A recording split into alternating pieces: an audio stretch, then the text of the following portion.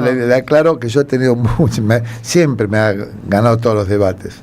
Yo quiero decir algo, que una cosa es, no nos metamos con el índice de masa corporal y con eso le digo... No estaba en el programa. Bueno, ok, digo, porque igual si la licenciada tiene algo para aportar. No, la licenciada va a aportar seguro. Claro. No, deja pasar. Yo primero dije mi idea y después dije mejor, porque lo que pasa es que me levanta la comunidad. El índice de masa corporal que yo personalmente no defiendo, él se habla metió donde no de exceso. No. Quiero decírselo a Guma si nos está escuchando.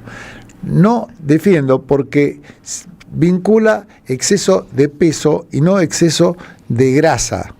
Y el problema de la obesidad y el problema es el exceso de grasa, no de peso. Sí, claro. Y lo que habla del índice de masa corporal es el tamaño de los cuerpos, claro. Y no el exceso de grasa, no, porque no es con vos, no se va a meter con vos la licenciada Guzmán, sí conmigo. Está abriendo el paraguas por las dudas, se está cuidando él. La conozco, bueno, ya aclarado este tema, que cuando le dicen índice de masa corporal, no le dé bola al índice de masa corporal, la verdad que habla de exceso de peso y lo preocupante es el exceso de grasa, que hay gente que tiene un peso normal y una grasa visceral en la zona abdominal, que son donde están las vísceras, mayor cantidad de vísceras, intestino, hígado, páncreas y demás, estómago.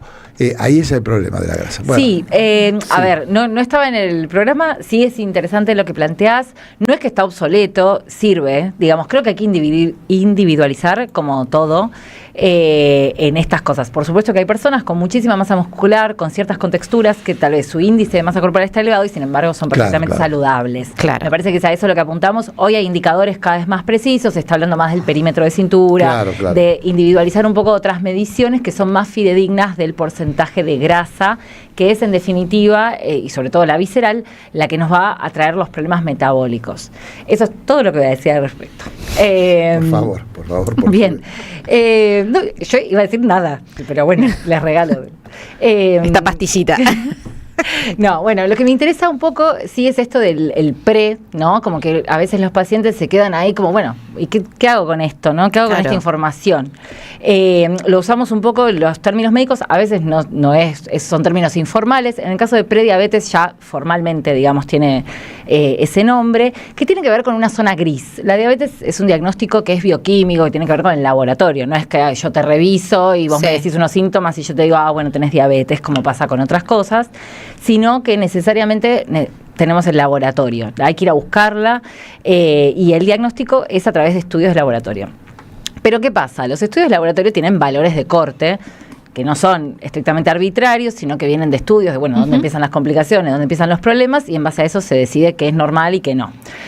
Lo que pasa con la diabetes es que tenemos un valor de corte para lo que es lo normal, lo esperable. Abajo de tanto es lo normal. Y después tenemos un valor de corte para decir esto es diabetes, que está lejos, que no es el mismo que el de lo normal. Entonces, en el medio, ¿no? Entre más o menos 100, 110 es el corte para lo normal, si vemos en general las guías, y 126 es para diabetes. Entonces, tenemos ahí 15 puntos, 20 puntos que decimos, bueno, ¿qué hacemos? Bueno, en esa zona gris está la prediabetes, ¿sí? Que se traduce en otros tipos de estudios como tolerancia alterada a la glucosa o la glucemia, que sería la glucosa en la sangre, alterada en ayunas, todos estos términos intermedios. Bien. ¿Qué se vio y por qué es importante? Que bueno, que hay un mayor riesgo de progresión a diabetes y que incluso ya pueden empezar a operar unas complicaciones de lo que trae la diabetes, que tiene mucho que ver sobre todo con el sistema vascular, con la llegada de la sangre a manos, pies,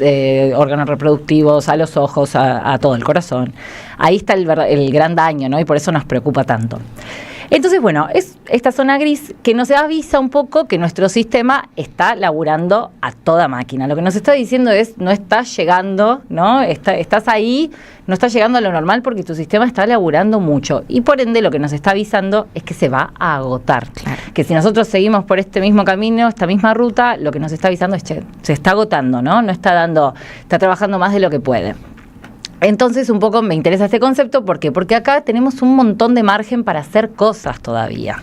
No es una sentencia, al contrario, es una advertencia que te da la oportunidad de retrasar e incluso capaz que nunca llegue el momento de ese diagnóstico, que te va a cambiar un montón la calidad de vida, porque una vez que uno tiene diabetes ya tiene una cierta periodicidad de controles, tiene que tomar medicación y demás. En cambio, cuando estamos en el gris, todavía estamos a tiempo de tratar de que mejore muchísimo el pronóstico y la calidad de vida de la persona y que capaz ese diagnóstico nunca llegue o se retrase 10 años. Y de repente son 10 años menos de diabetes, ¿no? Entonces es un espacio donde hay muchísimo para hacer. Por eso me pareció interesante. O sea, hay mucho terreno para ganar con ese diagnóstico de mucha salud para preservar, podemos decir. Entonces me parece que está importante porque a veces la gente, me dijeron prediabetes. Bueno, bien, o sea que no tengo diabetes, fin del tema. No, es ahora, es el momento de operar, de ajustar todo lo que podamos, ¿sí? Entonces me pareció un poco interesante eso y me traje como 3 ideas clave que me gustaría que nos llevemos. Primero, que el gran problema, y que me alegro que esté la licenciada escuchando, que es dónde está el azúcar, ¿no? Hay como un error de concepto de esto de, pero bueno, yo dulce no como nada. No, el azúcar, cuando hablamos de azúcar, está en un montón de tipos de alimentos que no tienen nada que ver con una torta o lo dulce, sino que es el hidrato de carbono, es algo más químico que nos cuesta un poco en lo habitual, pero que lo que pasa es que el cuerpo después cuando lo desarma lo transforma en azúcar. ¿Qué alimentos tenemos ricos en azúcar? Bueno, granos, ¿no? Las harinas, el trigo, ahí sabemos que hay un montón, la gente de a poco eso ya lo va asociando, como que pan quiere decir azúcar, que fideos quiere decir azúcar, ¿no? Para el cuerpo. Eso por un lado. Después tenemos los vegetales que tienen mucho almidón. El almidón también es una forma de azúcar. La papa, la batata, la calabaza. Ese grupo funciona más como arroz o como fideos que como espinaca, ¿no? Claro. Entonces está bueno como ponerlos ahí en ese grupo. Y también el tema de los procesados. No es lo mismo. ¿Qué pasa con los procesados? Tienen un montón de aditivos, de endulzantes, de jarabes, que tienen que ver con mejorarles el aspecto, con mejorarles el sabor y demás, que son súper artificiales, por supuesto, que el cuerpo también los traduce en azúcar y generan unos picos de azúcar en la sangre que son tremendos, las gaseosas, ¿no? Esos, ¿por qué? Porque ahí recae, digamos, el daño, esos picos así son los que más daño hacen y aparte hay una cuestión que ya va por otro lado que tiene que ver con que son más adictivos, ¿no? Claro. No generan una digestión habitual, sino que generan esta sensación de que cuando pasa el pico lo quiero repetir. Más. Entonces, bueno, por supuesto, eso ya sabemos todos, pero un recordatorio de evitar ese tipo de alimentos y lo más interesante de combinarlos. Hay algo muy interesante que es que no se procesa igual un alimento con alto contenido de azúcar si está acompañado de proteína, de fibra. Si nosotros en nuestro plato tenemos unos fideos o tenemos un poco de arroz o un pan, un pedazo de pan, porque nos gusta comer un pedazo de pan, bueno, pero que haya vegetales verdes, naranjas, rojos, amarillos, o sea, que haya colores, que haya una proteína, que puede ser animal o no, según lo que cada uno coma, huevo, legumbres. Las legumbres son espectaculares, tienen un montón de fibra, tienen azúcar, pero tienen un montón de fibra, tienen un montón de proteína. Entonces, en esa mezcla, el cuerpo lo traduce lo lleva mejor. Bien. Y no nos genera tanto sobrecarga de este sistema que está agotado, ¿sí? Entonces es importante también la combinación, no volvernos locos, no hace falta que recorten todos los fideos, todo el arroz, todo, porque a veces no se puede. Entonces está bueno decir, bueno, sí importa cómo lo combino, ¿sí? ¿Qué más pongo en ese plato?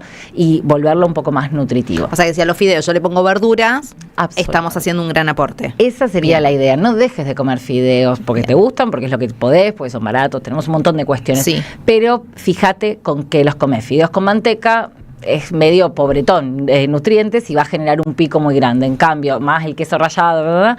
En cambio, unos fideos con un pedacito de fideos, con unas buen revuelto de verduras, bueno, de repente es un montón. Le pones un huevo, es un platazo. Ahí tenés la proteína. Cuando un médico detecta bioquímicamente una prediabetes, ¿no? ¿Hace la interconsulta con una nutricionista o un nutricionista? Y deberíamos sondar, es una de las patas del tratamiento, incluso de la diabetes, o sea, esto no es solo para prediabetes, claro. Es la pata del tratamiento, de hecho, ahora voy a hablar de la otra. Deberíamos abordar un poquito y empezar a ver, bueno, cómo comes, que en la consulta, yo en lo personal trato de conversar y de llevar esto, pero obviamente en la consulta médica uno tiene que abordar un montón de otras cosas y uno no tiene esto que decíamos de derivar también y de entender que, bueno, nuestros colegas de nutrición se dedican a esto y tienen el tiempo y la consulta para elaborar y pensar y estrategias de snacks. Son profesionales en eso. Claro, porque el nutricionista va a tener la oportunidad de pensar, bueno, ¿qué está pasando? ¿Qué no te permite alimentarte bien? Y trabajo todo el día en la calle, estoy, no sé, no me gusta tal cosa, ¿verdad? Bueno, entonces va a tener más herramientas porque se entrenan para eso y para acompañar ese proceso y hacer un seguimiento bien específico. Lo ideal sería que sí, que haya una interconsulta con nutrición. La segunda pata del tratamiento, que es fundamental, y este era el otro mensaje que quiero dejar, es no solo una cuestión de comida. La actividad física es fundamental para el tratamiento de la diabetes porque también ayuda a que el cuerpo escuche más a la insulina, mejore más el azúcar, como que todo se procese mejor.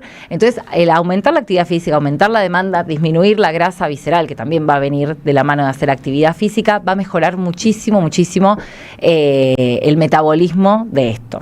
Y lo último, siempre es buen momento esto. Aunque ya tengamos un diagnóstico de diabetes, siempre se va a mejorar la progresión, va a mejorar el pronóstico si empezamos a hacer actividad física, si comemos mejor, vamos a necesitar menos medicación, vamos a ir escalando menos en el tratamiento o más lentamente. Entonces siempre hay los beneficios son múltiples, tanto de la actividad física como de comer bien. Y eso me parece importante recordarlo. No es tarde, si ya tengo el diagnóstico, igual todavía hay un montón para hacer. Bueno, muy bien, la doctora Leighton Nicole. Sí. Que es médica generalista, nos contó sobre la prediabetes. Después yo no había calculado que después viene justo Guma. Está todo, pero está todo fríamente calculado. Yo le tengo miedo a Guma. Lo bien que hace. Le tengo miedo. Lo bien que hace. ¿Puedo hacer una pregunta antes de que vayamos a la pausa? Siempre se habló de... No. Sí. Imagínense si le decían no. Se la mando por WhatsApp. Pregúntela. ¿Siempre estuvo esto de la prediabetes o es un concepto relativamente nuevo? Es un concepto relativamente nuevo. Sí. O sea, antes no tenías diabetes o tenías diabetes. Cuando empezó a plantarse mucha gente en esa zona gris y empezó a generar como ese problema, ¿no? Y empezó, bueno, ¿qué hacemos con esto? ¿Hay más riesgo? ¿No hay más riesgo? Es lo mismo estar sano que tener prediabetes y demás. Bien. Pero sí es bueno, nuevo. Muy bien. La foto de la... ¿Mandó la foto de la...? Sí. Queremos ver la foto. Quiero ver la foto de la oyente recibiendo la planta en el vivero de los Octubres, que hoy nos sorteamos.